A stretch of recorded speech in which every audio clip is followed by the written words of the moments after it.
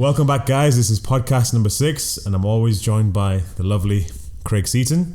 How you doing, mate? Very well, man. Yourself? Yeah. Good. This is a back-to-back podcast. We shot one yesterday, and we just thought, we had a really good conversation about God yesterday. So we thought we'll just jump on the bandwagon again and shoot the next one. So, where's this one going to go today? Well, we're talking about Maya and the illusion, the illusional reality, the Matrix, and what these things are and how they're linked and different interpretations. Let's dive into realities, man. Like, what is life? What is the world? What is the universe? What is our comprehension of it? Juicy stuff. Yeah, perfect. So we've titled this one Maya and the Matrix. It's probably our most catchy title. So what is your interpretation of reality, and what was your interpretation of reality? I think it starts out, for the majority of us, it's just material based, and it's good to clear out what we mean by material based in our own understanding of the word, because for me at least, when I hear materialism, it initially links to how you shouldn't be looking at things, how don't get involved with money or items and things and bigger houses, and that's what comes to me when I first think of materialism, and that gives it such a negative spin.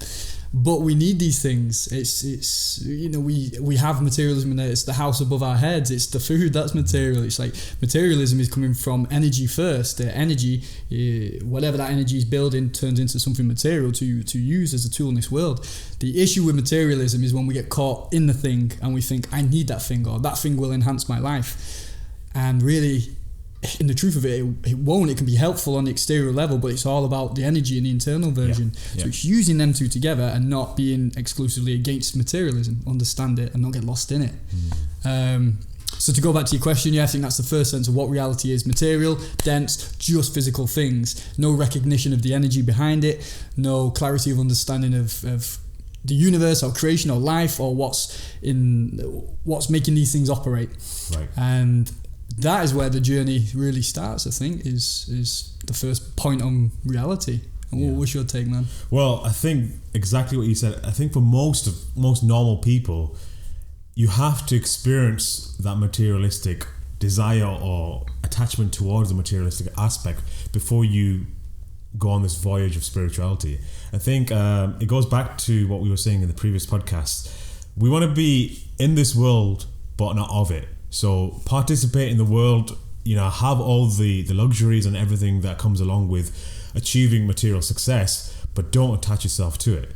And as soon as we're born, the way the education system is, the way our parents teach us is to try and accumulate everything together, to try and accumulate as much as possible. Because by accumulating as much as possible, you almost guarantee yourself a safety net. And we place security in that safety net. Security and comfort creates a sense of creates this safety net that we're talking about. So for me, it was that. And from an Indian background, it's always find a good job or do well in life so that you can create this very pleasant life for you.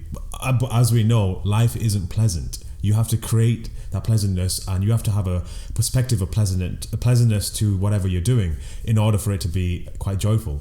I think it's our approach. The thing with materialism and the thing with spirituality is that it's the approach towards both sides. So if you have a healthy approach, if I tell you that you're going to have to give up everything and you're going to have to move to a forest or a secluded part of the mountains, and you're just going to have to live on just wearing one set of clothes, which is robes, and you're just going to have to spend time in your own head, you're going to think, this lifestyle isn't for me, unless you've sign me up. Exactly. For you, it would be the opposite, because you've glimpsed that, you've felt what it is to go down that route and let go of the attachment towards materialism. So you kind of thrive and relish in that environment by thinking about it in that way. But for most people, it's just like, I don't want to be away from my luxuries. When we go traveling, a lot of people, have you noticed when they go traveling, they will always go to the tourist hotspots. Why? Because they don't want to be they don't want to experience the country to its fullest degree. That's both the poverty and the richness of the country. So I always say, when most people go to India, the last place you want to go to is Doha. Is Goa. Doha's in the Arab countries. Goa, because I feel like that's where all the tourists end up. So it's basically just a warm England in a way, with a bunch of just tourists over it. And there's nothing wrong with that. It's great to glimpse that side as well. But if you really want to see the richness of a country and its culture, you have to get out, and it's quite uncomfortable. So you would think a lot of people that enjoy traveling would want to experience the fullest experience. But you'd be surprised. Like, a lot of people generally, they want to be in a tropical country and experience the culture, but they only want to dip their toes in that culture. They don't want to go balls deep in that culture, and because they know that they have to let go of their securities. So the toilets you get, the places you sleep in, are not going to be luxurious, and from that creates a sense of, again, gratitude and humbleness to what you've been given in first world countries.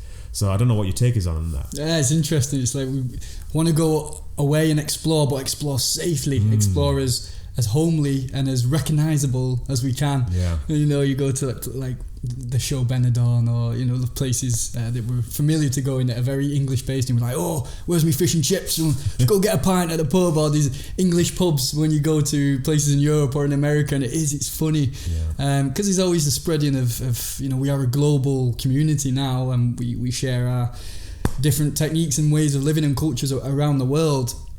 But it's funny to see, but it's also a shame to see at times that so much of the culture has infiltrated another culture and taken over. And I've never been to Thailand, but just from what I hear about people who have been, and that it's so westernized now. And even looking at when I was in China, and there was a shop like on the main street, and it was what would see like, in a budget area in the UK, like in a poor area, it's like superstore, and clothes look so basic, but jackets and hoodies and stuff. And it was like the main store where people were going on like, man, I don't like that, because I love the Chinese culture and I love the Japanese and the Asian Oriental cultures and what they wear and how they are, and to see that becoming Western, which really, I think general Western clothing or the tradition we have is quite bland for modern day. Like, wear very simple clothes, which is not a problem. I'm fine with that. But I love the dress of monks in robes, or I love what the Japanese would wear in their very neat and tidy style, or the simplicity of what Thai people wear, but in a different way. I mean, that's just because it's different. I'm so used to the same things that we see all the time, right? That's why we like something that's different. But yeah, I think infiltration of our culture in others can be very beneficial with what we do with technology and how we spend money and the systems we create. Like the bathroom systems here are always fantastic, and transport is very accessible and easy. Not the highest of standard compared to, say, Scandinavian countries, whatever is more we can aim for, but we've got systems that work very, very well, and we're very fortunate to have them. Things like that implemented are great to make life easier, but it comes at a cost. It does come at a cost, and especially when capitalism is used so selfishly, the cost of that is even higher. So I met a friend the other day. Well, I became friends with this guy. It was about 2 days ago. I was training in JD, and this Chinese lad came over to me, and he was just saying, "You're that calisthenics guy," and we were just talking, and it was just very basic level of conversation, just about training. And then I got more into the cultural stuff, because I said to him, "What's your real name?" Because obviously he gave me an English name, but that's his second name. That's what he uses in countries that are obviously Western. But he gave me his Chinese name, and we got into this really deep conversation. We exchanged numbers, and I've got him on Instagram now. And he was just saying he's felt that change. It's happened in the Indian culture, but when I look at the Oriental countries, they've really lost their culture.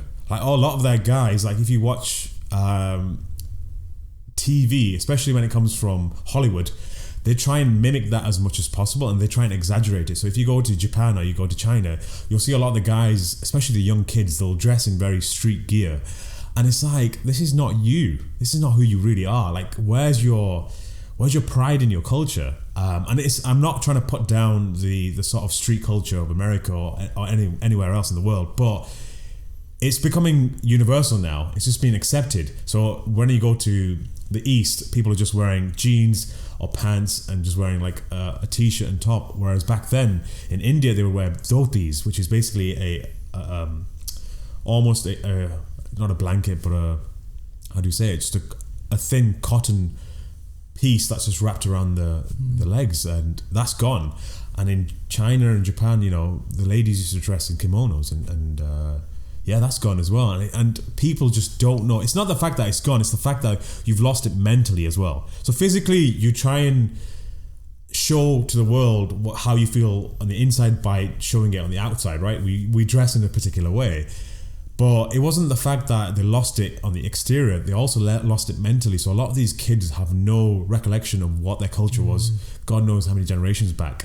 And I said to him, I bet your grandmother has got a pretty decent squat, right? Which is a random thing to say, but he was like, yeah, I get it. Like her hips, I think when we were talking about her, she was 87 or something before she passed away, but 87 years old, and she had hardly any health problems. And that's because she was able to do the stuff that her ancestors have done for thousands of years, which is squat, be able to spend more time in that position, the grounded position, and they've lost that, and it's definitely having a negative effect on that generation. And it's probably worse for people like that, because from my culture, we had that and we chose to leave that for more of a sort of luxurious lifestyle. And we sacrificed that simplicity for this luxurious lifestyle. And then we've realized this lifestyle doesn't work, and yet we've just carried on holding on to it, thinking that this is the path forward. But this is where the Maya comes into it. When you live a more simpler life, Maya doesn't have that much of an effect on you. I feel like you have this almost separation between what's happening around you and what you choose to react to or respond to. But then as soon as you're in an environment like we are in the Western culture, which is you've got all these massive neon signs everywhere and massive skyscrapers, you're in there, and it's quite difficult to not dip your toes in that. But then it's fine, like we said at the start, it's fine to dip your toes in it, but then start to become more conscious about, is it working for me? Is this shit really the stuff I want to be doing? Do I want to be going out every weekend getting hammered? And so Maya is a Sanskrit word, and the direct translation in English is, direct transliteration is illusion, but I don't think illusion exactly describes what it is. I don't think it's an illusion. I think the reality is there, but it's just basically you have to take the veil off, or you have to move the curtain out of the way to see what life really is. And with an illusion, when you participate in, I don't know, if you go to a magic show and watch a magician performing an illusion, you're solely engulfed in that illusion. You participate in that trick because you understand that, okay, at the end of the day, this is just a trick. But we don't do that. We're so caught up in the illusion that we think the illusion is what we're living right now. And that's the difference between our illusion, the word illusion that we've seen in the magic world, and the illusion of Maya itself. So I feel like Maya is probably not the best word the illusion is not the best way to translate Maya. I think the Matrix is probably a better word. So if you want to go into that. Yeah, man, I do like the link between Maya, the illusion, and the Matrix. So I think the way that I see it or understand it is that using that word illusion, yeah, you're right, does that get across enough of what it is? Because when we think of illusion, like looking at magicians and illusionists, the thing is you forget that you're in a trick. Like we do know we're there to watch the show, but we forget that we're watching the show, and we're like, it's like how Alan Watts compares life to being on stage, or when you go to the movies and you're watching the film and you're embodying that experience, and you switch off from your problems, your worries, your world, your goals, because you're living life through that person in that scene. You got the music and everything. The same with the theatre. Like I find that even more mesmerising. You can be at the theatre and watching two people in a very simple scene, and you're there and you're like, fuck, what's going to happen? Yeah, that's what the illusion is you forget you forget your essence, you forget your consciousness, because you're in that, you're in the magic trick. And I will go more into this later, but that's the same with the dream state. Is we're in the dream, we've just not recognised we're dreaming. So if we're not recognised we're dreaming, we've not recognised we're watching a film, we've not recognised we're at the theatre, we've not recognised we're in a magic trick. So where are you? Where have you gone? And what can you do when you have been lost if you don't know that you're lost? And that's Maya, right? That is the illusion. You're in the dream. Yeah. Can you wake up? Yeah. And to tie that into the Matrix, My favourite film of all time. I absolutely adore that film. I don't know how many times I've seen it, but every time I watch it, it will give a new lease of life. I went on my own when he did the 20th anniversary back in March. Went on my own to the cinema at like 10 o'clock, and there's only like 6 other people there, but I loved it, and I saw it again actually in the new light because of the sound and seeing it on a bigger screen and maybe being more attentive to that. And there was again more layers, more things to see. Like the illusion, there's always more layers when we concentrate and look through something. So the principle behind the idea of the Matrix being that we've all got something, or we're all someone. In this case of the film, the savior, everyone's the hero. Everybody can wake up in comparison to Maya. In the Hindu Buddhist scriptures, we're all illuminated, we're all enlightened. It's just we've got layer upon layer at the front. And with the story of the Matrix, Neo having to go through what he has to go through to realise the truth, which he doesn't believe, which he's told. He's being told by Morpheus, you are the one, it's you. And he's like, alright. Goes to somebody else, the Oracle, and she's, tells him what he needs to hear, not what the truth is. It's just what he needs to hear. And you could say it's the truth because it is true at that point. On the level of illusion, that he isn't the one, but he is. And then having to wake up and go through those trials to realise, I can do this, and that needed love, or in this case his mentor taken that he had to go and save, and he would risk everything for it, and through that process he goes, I am that one. Was he already the one, or did he become the one because he believed it? Yes. The same with real life, right? Again, are we destined to do these things, or do they just occur because we believe them? And I love the power of that. It's the paradox of that, isn't it? Yeah, it is, man, it is. So live your own life and follow your passions in your heart, and you'll be having fun along the way, right? Yeah. But to go back to, that's the level of illusion, the coding, the Matrix, the coding. It's not real. It's not there. You need a certain set of eyes to be able to see through those illusions. And those illusions in the Matrix, they're occurring all the time right now. A Matrix is a construct around something.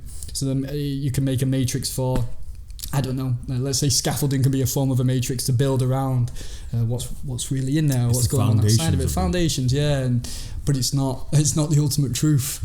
And what are our foundations in the mind? What is our psyche? What is our emotional latches? What are we avoiding? All of that is part of Maya. All of that is part of the illusion, because we're stirred one way or the other from that, and we can become a bunch of Agent Smiths in there and trying to stop people from breaking out because we don't want them to get ahead or to feel something that we can't, or we're just so asleep.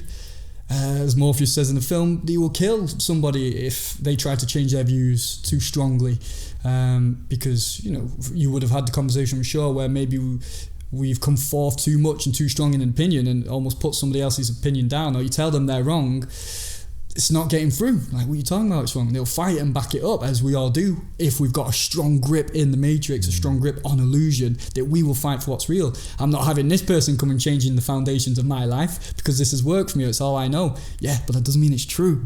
There's two truths. Your truth, which is a half truth, maybe a quarter truth, and the truth, the ultimate truth, seeing through Maya, right? Yeah.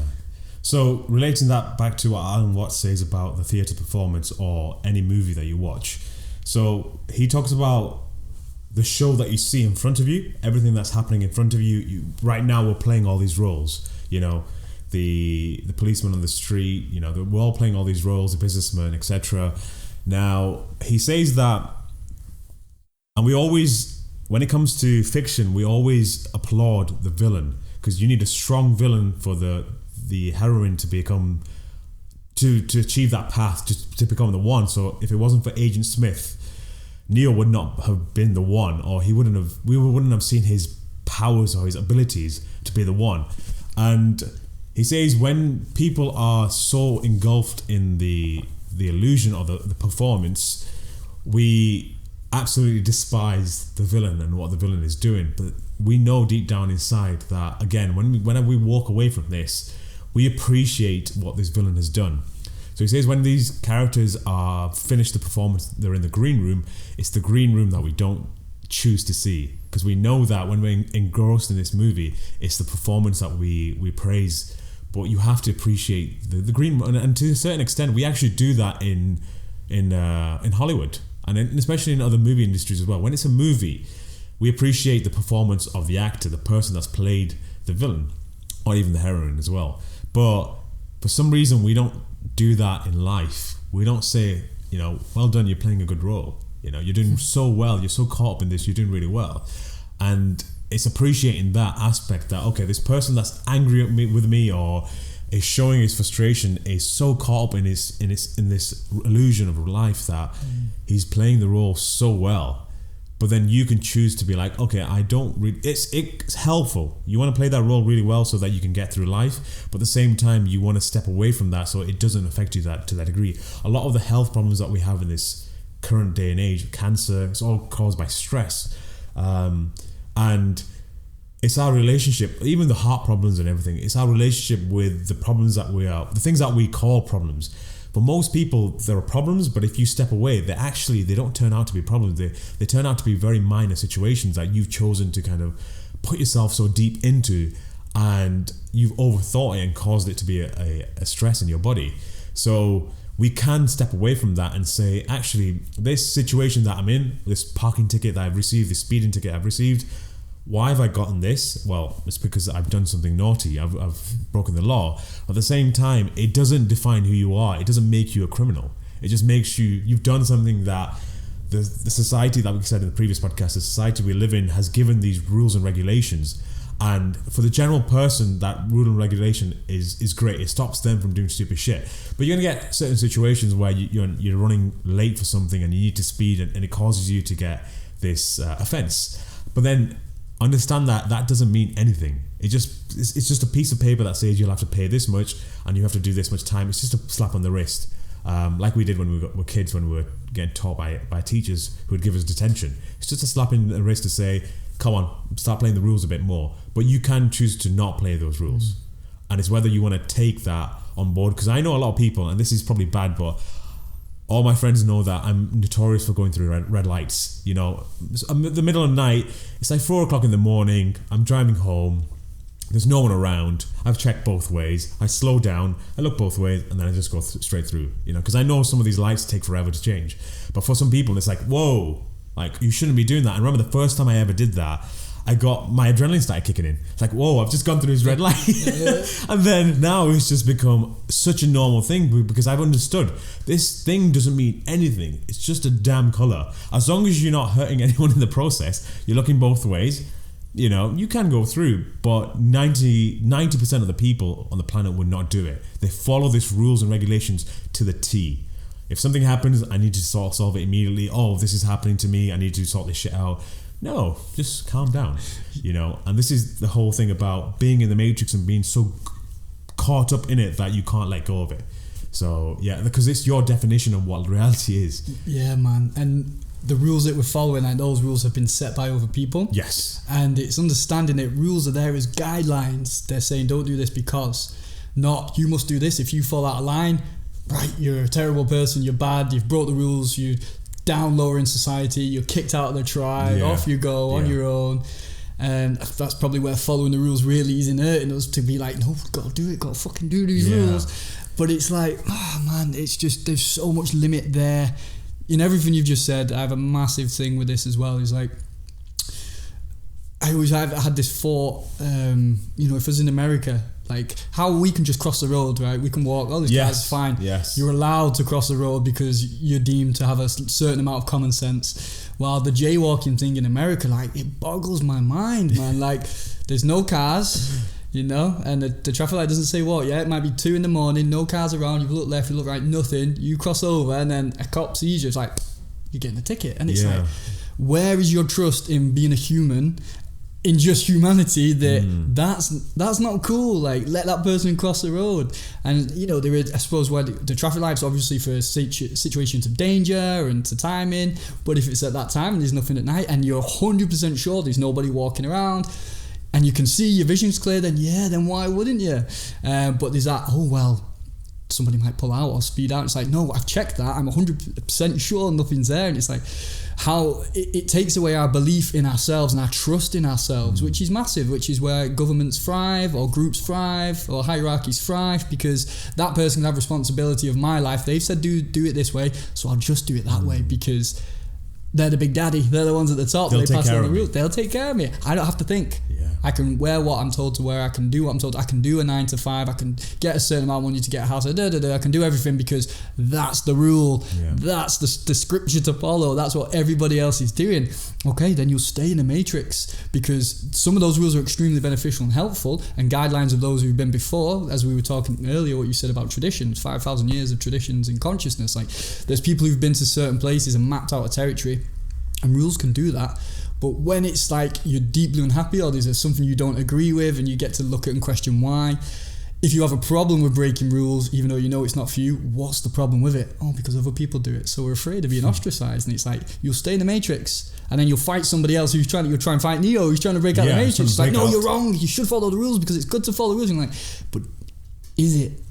I think Agent Smith was doing the same thing, but in a different path. Yeah, he just wanted to plug out and get out, escape the matrix. So just spoilers there. Yeah. If you've not seen the film by now, you deserve it. You deserve spoilers. So going back to what you just said about crossing the road, that's so interesting you said that because it just triggered something in me.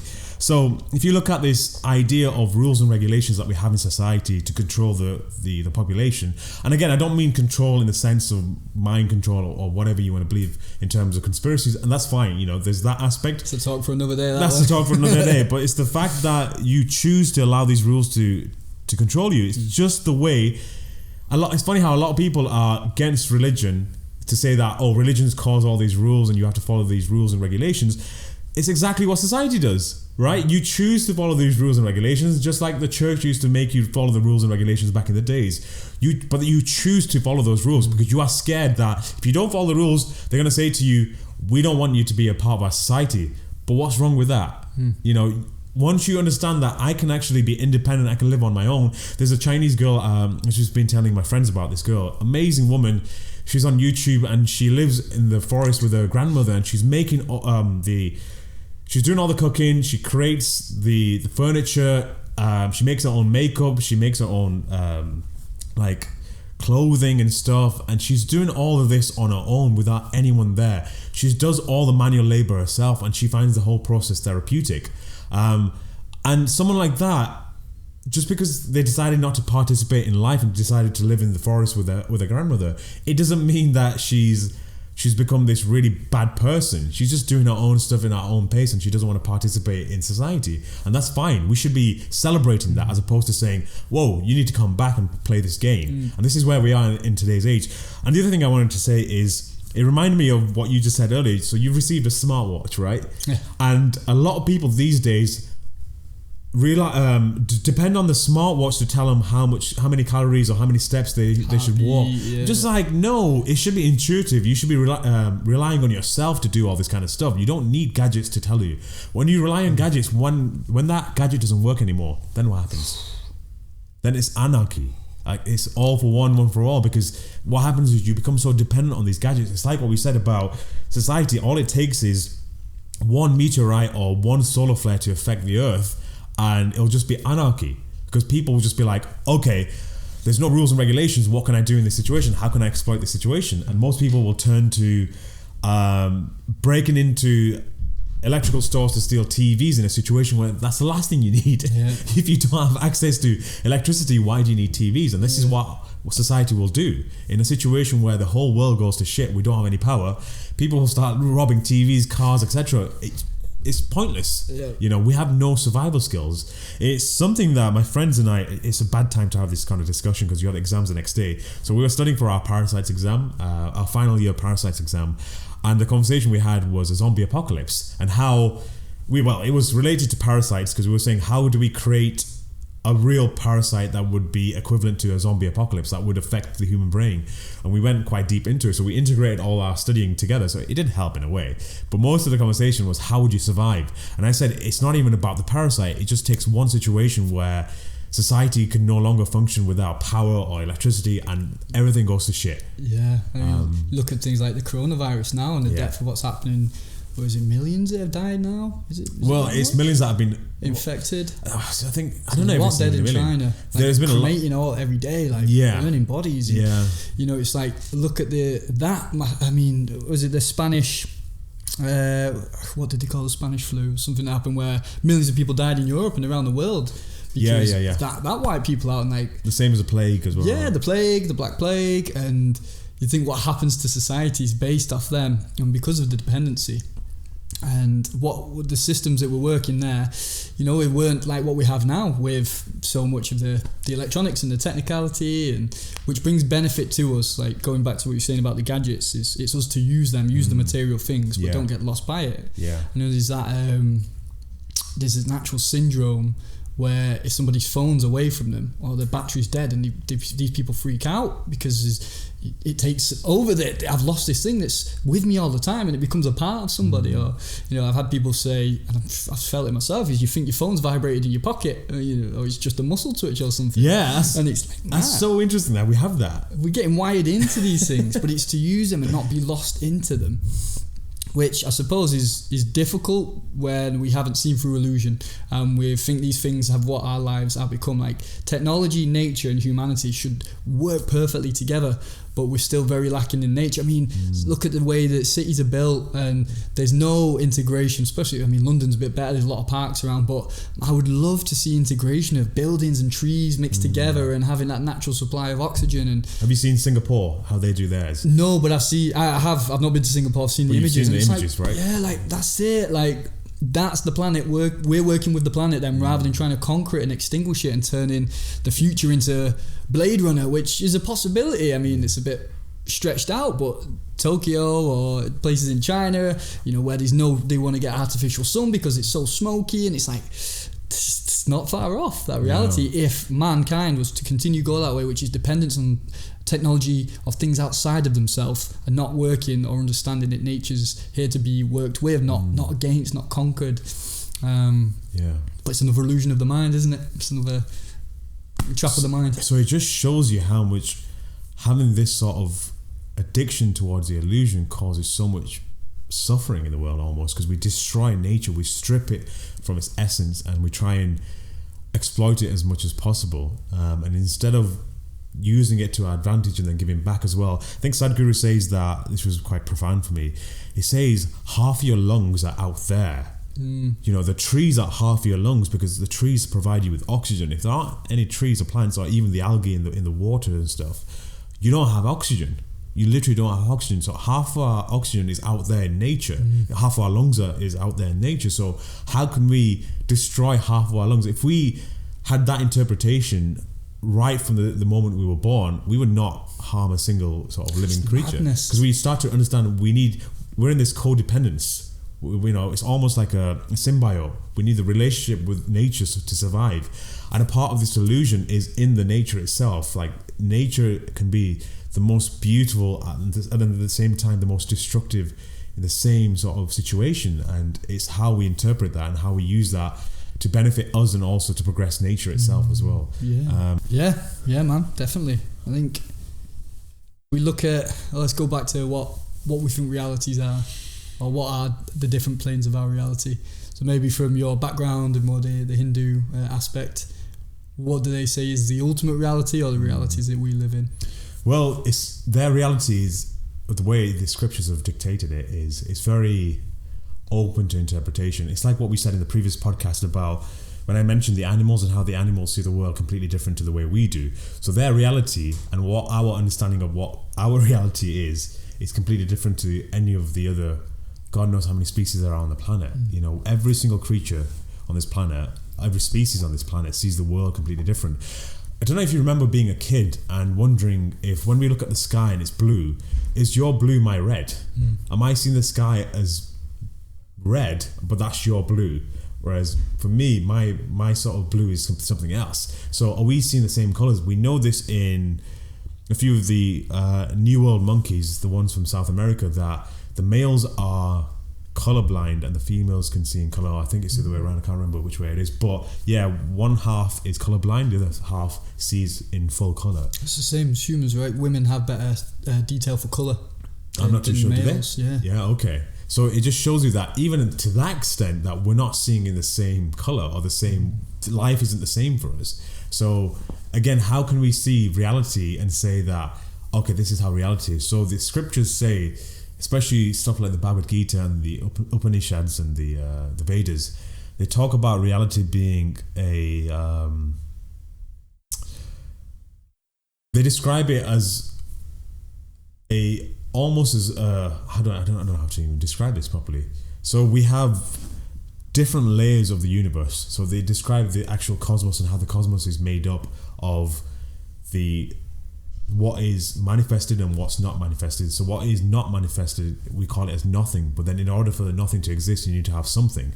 So the something of the universe is there's 13 or 14 layers of the universe in terms of the cosmos, and we're slap bang in the middle. So according to the scriptures, and again, this is all just Hinduism and Eastern philosophy, the middle layer, good and bad, or what we want to interpret as good and bad, is pretty much even. So whatever happens in this world, we also see a lot of goodness in this world. We see a lot of bad, but also we see a lot of goodness. Now, in terms of your sort of karma and what you do in this lifetime, when you pass on and move on to the next body in the next lifetime, you will go either down a layer or you'll go up a layer. So if your path has been more about spirituality and cultivating yourself, and you've been a good human being, and like in terms of you've not had selfish desires, you've done everything selflessly, then you go up the ladder, so that you're in a better existence to work on your sort of spiritual practice for liberation.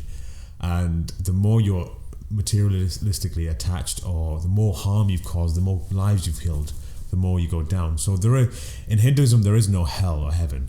There's just different aspects of consciousness. So the more you practice spirituality, the more elevated you become to practice spirituality, to eventually you don't need to, you're liberated. So that's how the Hindus see the entire cosmos. The Buddhists see it as, again, one large organism. Everything is integrated, everything's living and breathing. We can say the earth is living and breathing. You know, the moments of chaos it has is almost like a flu for us. So whatever we have, we're a projection of the entire earth in a way. Forget the universe, we're a projection of the earth. So we have dissonance and problems that we have inside. The reason why we have all this is because of all the mental problems and the instabilities that we have, which causes stuff like cancer and causes problems like the pathological problems to arise in the body, which is almost like the earth's problems. So earthquakes, tsunamis, etc., tornadoes are caused by the dissonance caused by the planet itself, the eruptions inside, the deep turmoil inside. So that's how the Eastern philosophy sees the existence in a way. It goes a lot more mythological in terms of how it's said. So for example, it's said that so we're in this cosmos, and then outside the cosmos there's this eternal ocean. So the entire cosmos, or what we know as what we see as the universe, is held inside of this layer of ocean. So if you imagine the earth in reverse, so inside of the outside being the crust and stuff, the inside is where life is, and the outside is just eternal ocean, and that's where we float. So it's a bit mind-boggling, and you can take it as you want, and obviously none of us will ever truly experience what that is. So we don't know whether it's right or not, or whether it's just an analogy for the universe itself, but this is how it is. But then this also ties into the parallel universe theory that we've come up with. So don't know what your interpretation is of the universe. Well, to go to planes of reality and what the universe or what life is like, or trying to see through illusion, really. Thinking of something that was a big change for me to try to get closer to understanding that was lucid dreaming, which I touched upon before, which really questioned what I thought was going on with the universe or life or consciousness. It was like a massive red pill moment for me. It was before any psychedelics as well, which was great. So I got into meditation, into Tibetan Buddhism, and through that into lucid dreaming. And the first time I had a lucid dream, which is when you go to sleep and you're in the dream, and you just realise, like, you either use practice techniques or methods, or your level of consciousness goes, this is a different level of reality. This isn't usual. This isn't my normal life. What's going on? And then you can do reality checks, in a sense, to help you confirm that state of reality is the dream. So, and normal one is you look at your hand, you look away,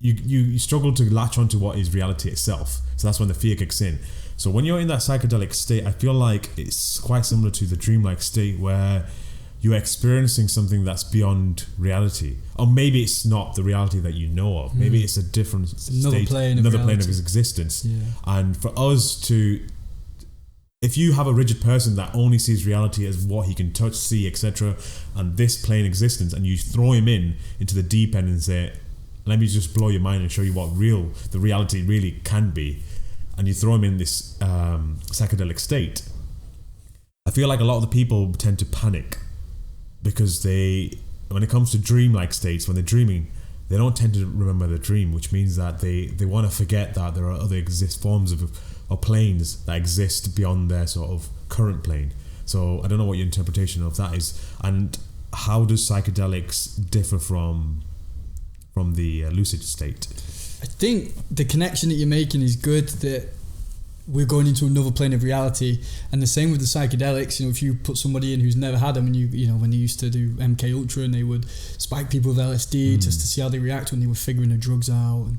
And I think there's nothing crueler that a person could do would be to spike somebody with a psychedelic who's never had it. Pop LSD, and you hear stories like that. In fact, I know somebody who did that. They ended up having an amazing time and it changed their life, but that could go wrong, and you think you've gone off the deep end if you don't know. So it's always dangerous. But if somebody was to go, right, here you go, try these psychedelics and explore reality, and they're red pills in a way, because they change your reality, because you can't go back. Once you've had that mind stretched, you can't go back. I remember the first few times I did them and I couldn't get enough, because I was seeing more that I didn't know. And it isn't just hallucinations of images of the mind, especially when you've practiced going in and meditating and opening the mind to accept there's other things going on in the sensorial world or the material world. There's a hell of a lot more going on. So to give that experience, look at how the Matrix does it, the part where he takes the red pill and he's lying down in that chair, puts his finger in the mirror and the mirror ripples. This is like I remember watching it going, it's like ayahuasca, and he drinks when the liquid goes down his throat and he goes and it passes through him. Like, that was very similar to what I felt when I did ayahuasca. Like, you're just going and you're going down these tunnels and whatnot, and then you're coming out the other side and life's different. You can't go back to how you thought life was. You might want to go, no, I was just tripping, it wasn't a real thing. It's like, you can't, because you know something, even if you can't explain it. You're like, there's more going on. And tying that into the dream state, like the same with the psychedelics or meditation or breath work, you develop the skill to navigate these two worlds. That's what a shaman is. A shaman does that. They go from this world to that world, and they can be in between them, and that's how they can guide and help people a little bit with more depth and detail. And with lucid dreaming, it's just you. So having the understanding that you're in your dream realm. There's other ways of seeing it, saying it's other realms. We're doing... The astral realm is out there. We're not actually just in our heads, and some dream states say it's all going on internally. For me, I think outer body experiences, natural projection, we're somewhere else. But there's also levels of dreams where we are just in our head. It's all dependent on what content we've got, what karmas we've got. As you said, with the dreams, not everybody remembers their dream, and most people don't in their adult life because they put no importance on them. Because we're already going to sleep in an unconscious state. So your dream's going to be unconscious, and lucid is when your consciousness it lights up, so you maintain consciousness in that state. Anybody can do it. Just first you've got to practice remembering your dreams, and then once you've done that, you can practice getting lucid in your dreams, and once you're lucid, you practice maintaining stability, and it's just sharpening consciousness to see through more illusions, to stay conscious through life. So anybody can do it, and it's probably it's an easier experience to digest than a psychedelic experience, because you take psychedelics, it's out of your hands, as long as you're good at letting go. You have to ride it through until the psychedelics wear off. So, I remember when I was, I usually have it for a period of a month worth of dreams, and I used to have it quite a lot a few years ago. I don't know if I've had any recent ones, but I used to have these dreams where I would be able to run fast, but only on all four.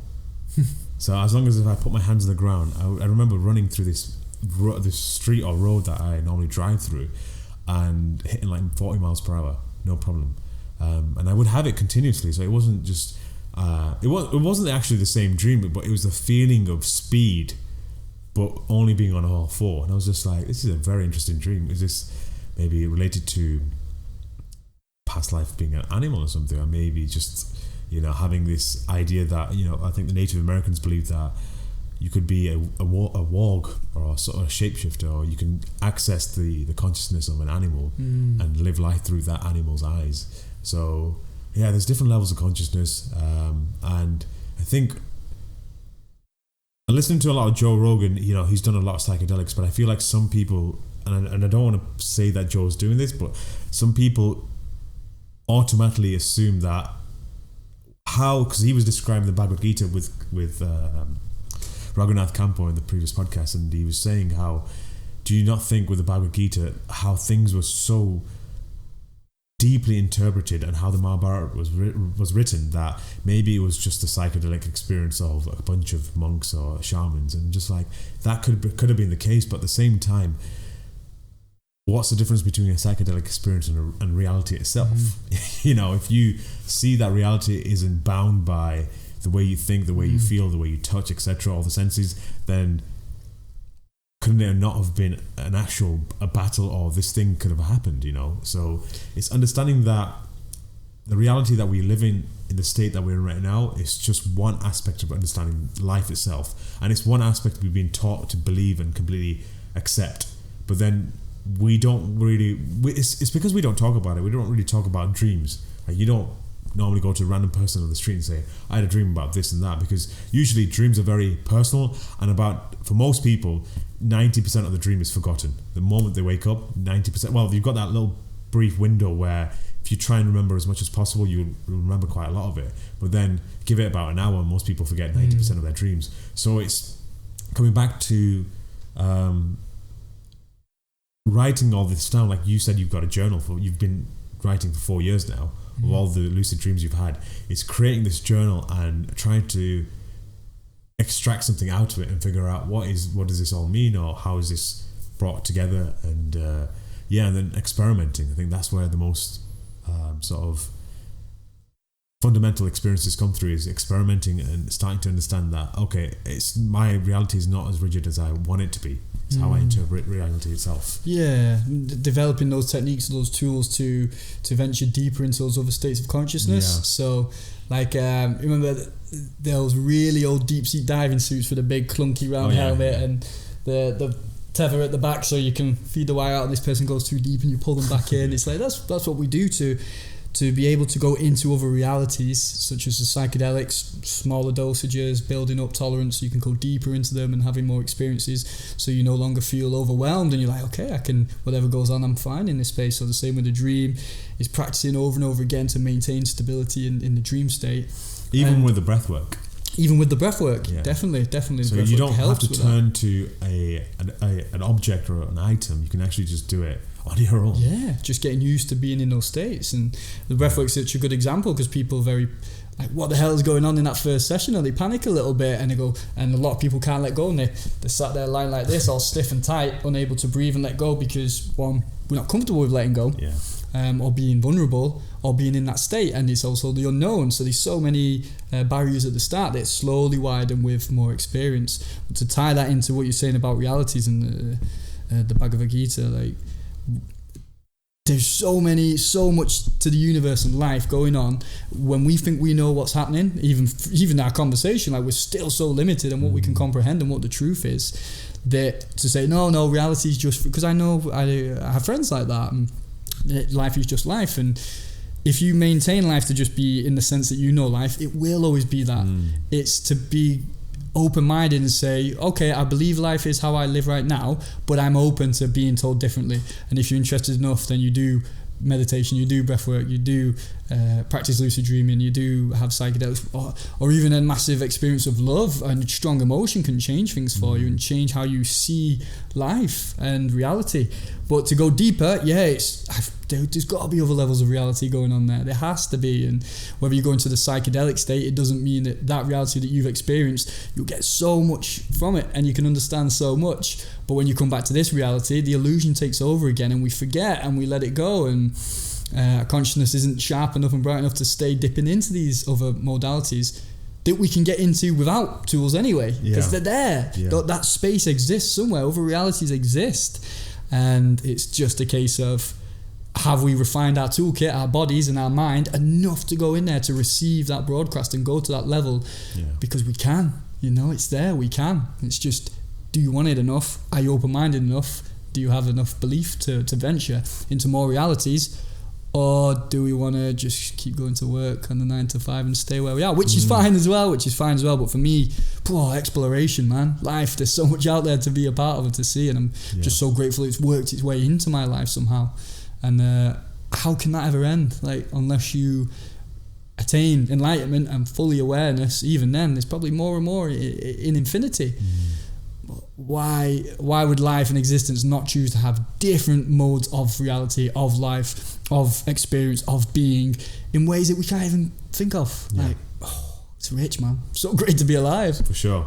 Basically, Maya or reality or illusion is what you perceive is your reality. So if you have an outlook which is like, okay, I'm not going to accept that this is just reality itself. I'm accepting that there are other parts of me, including my astral self, which is the dream state and the psychedelic states that you get into, and we accept that there are other frequencies that we can tune into, then we don't have such a rigidity. So I've always said that when people experience like an epileptic seizure, I've always wondered what they experience going through that process. I've got a friend in London who used to get quite a lot of them. I don't know if he gets any recent, because I've not talked to him in a long time, but he used to get some really crazy epileptic seizures, and I always used to be curious about what he used to experience, because you almost get into this state when you're in that situation, because you look at the way they're reacting, and I've seen a lot of people react like that through certain drugs, so it's like you're going through a very similar experience. And again, I'm not trying to put it down, but it's like, I wonder if you could kind of